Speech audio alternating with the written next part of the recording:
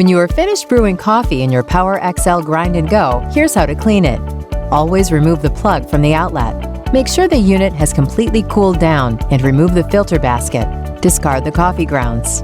Remove the carafe and discard any remaining coffee. Lift off the removable drip tray, as the spout may have dripped some coffee onto it. The filter basket, carafe, drip tray, and tumbler can be washed in warm soapy water with a mild detergent, or you can put them in the top rack of your dishwasher.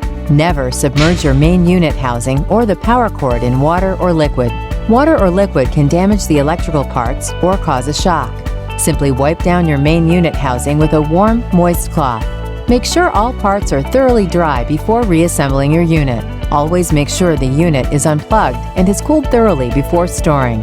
To store your PowerXL Grind and Go, place the appliance in a clean, dry place. For more information, helpful videos, tips, tricks, and delicious recipes, please go to PowerXLGrindandGoInfo.com.